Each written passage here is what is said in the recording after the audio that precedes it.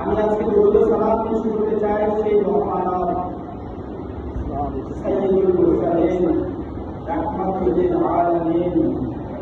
जो जाने সরকার যিনি আমাদের জন্য আমাদেরকে অবতীর্ণ করে সুপারিশ করবেন সেই নবী করিম সাল্লাল্লাহু আলাইহি ওয়াসাল্লামের পর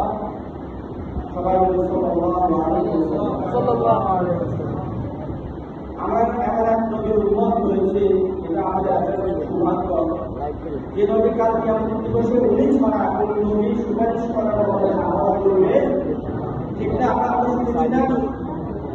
নবীদের কাছে যখন উম্মতরা যাবে ওই নবীর উম্মতরা তখন নবীরা বলবে যে আমি কাছে আমি কিভাবে মানবো নবী এবং রাসূলরা ভয় প্রত্যেক করে কাটতে কাটতে আল্লাহর ভয়ে আল্লাহ সেদিন বিচারের আসলে যখন আসিন থাকবে তখন নবীরা কাঁদবে কথা তো বুঝে না সুপারিশ তো বুঝে না সেদিন নবীরাই চিন্তা করবে ইয়া নাফসি আমি কিভাবে আসবো সেদিন যে নবী করিম সাল্লাল্লাহু আলাইহি ওয়াসাল্লাম আমাদের সুপারিশ করবে আমাদের শ্রেষ্ঠ নবী মুহাম্মদ রাসূলুল্লাহ সাল্লাল্লাহু আলাইহি ওয়াসাল্লাম এই মাসেই আগমন এটা আমাদের জন্য সৌভাগ্যের দিন এমন একজন নবীর উম্মত হতে পারছে সৌভাগ্য ওনার ব্যাপারে আল্লাহ রাব্বুল আলামিন বলেছেন বান্দা তোমরা জেনে রাখো পবিত্র কোরআনে বলেছেন লাকাদ কানা লাকুম ফি রাসূলিল্লাহি উসওয়াতুন হাসানাহ তোমাদের জন্য সর্বোত্তম আদর্শ তোমরা যাকে অনুসরণ করবে যাকে অনুকরণ করবে তোমাদের জন্য একমাত্র আদর্শ আল্লাহ রাসূলের আকরাম সাল্লাল্লাহু আলাইহি ওয়াসাল্লাম কে বলছেন আল্লাহ বলছেন কে বলছেন আমি বলছি ইমাম সাহেব বলেছেন কে বলছেন তাহলে আমরা অনুসরণ করবো কার এর বাইরে কোনো ব্যক্তির আদর্শ অনুসরণ করা যাবে কে বলছেন আল্লাহ নির্দেশ দিয়েছেন এই জন্যই আমরা বলছি রাসূল আকরাম সাল্লাল্লাহু আলাইহি ওয়াসাল্লাম বিদায় হতে ভাষণে বলছেন قال رسول الله صلى الله عليه وسلم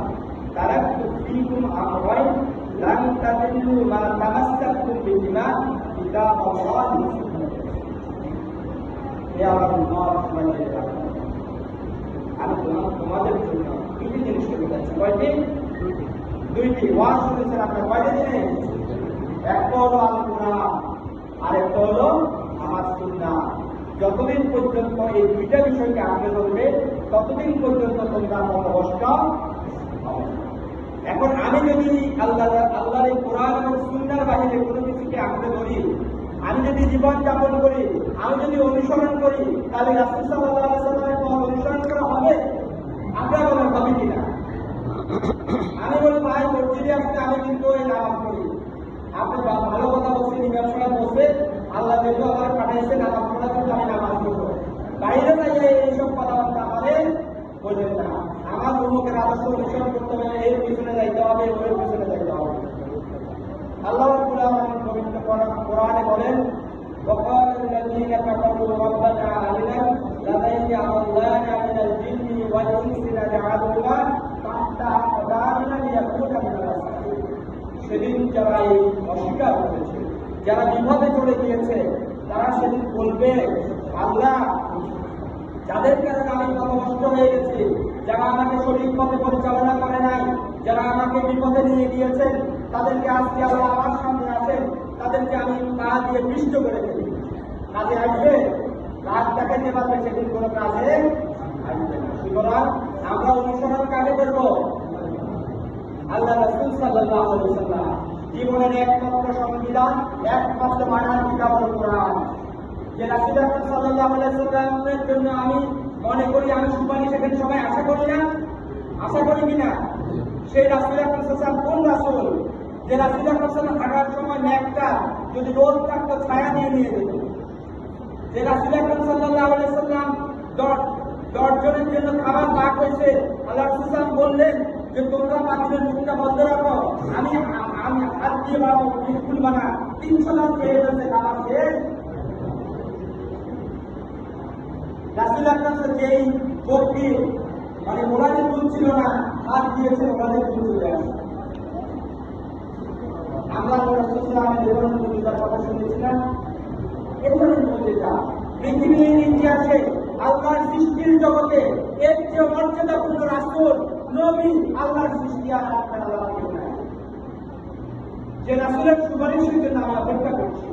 আমি আল্লাহর দরবারে সেজদা দিচ্ছি, আমি নামাজ পড়ছি, আমি রোজা রাখছি, আমি সেজদা তাহাজ্জুদ করি, আমি মুনাজাত করি, কান্নাকাটি করি, সেই রাসূল সাল্লাল্লাহু আলাইহি ওয়াসাল্লামকে আল্লাহ রাব্বুল আলামিন একটা পাওয়ার দিয়েছেন।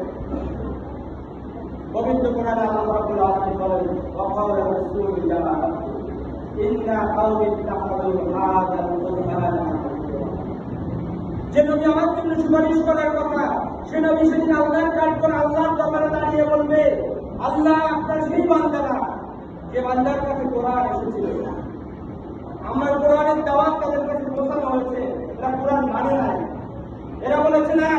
আপনি শুধু মসজিদে কোরআনের কথা বলেন, নামাজের কথা বলেন, অন্য কোনো কথা বলবেন না, আপনি সমাজ পরিবর্তনের কথা বলবেন না, আপনি কোরআনের অন্যান্য বিষয়গুলো আমাকে বলবেন না, আপনি শুধু নামাজের কথা বলেন, রোজার কথা বলেন, হজের কথা বলেন, জাকাতের কথা বলেন, কিন্তু আরো যে ইসলামের অন্যগুলো আছে, ইসলামে একটা রাষ্ট্র কায়েম করার কথা, ইসলাম অনুযায়ী বিচার ব্যবস্থা হওয়ার কথা, ইসলাম অনুযায়ী সমাজ পরিচালনার কথা করার কথা, এটা আপনি আমাকে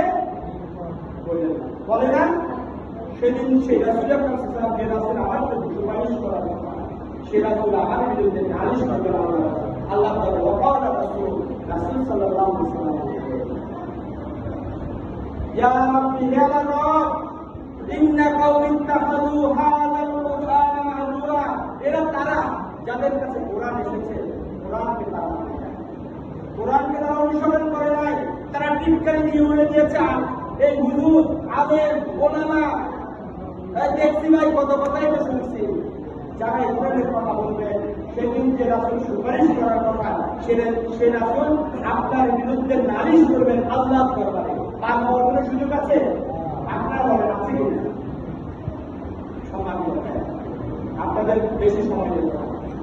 আমি আপনাদেরকে কয়েকটা বলি কথা বলছি। আমরা জানেন রাসূল আকরাম সাল্লাল্লাহু আলাইহি ওয়াসাল্লাম মদিনায় একটা রাষ্ট্র গঠন করেছেন। আপনারা জানেন না? জানেন না বাবা? জানেন কিনা?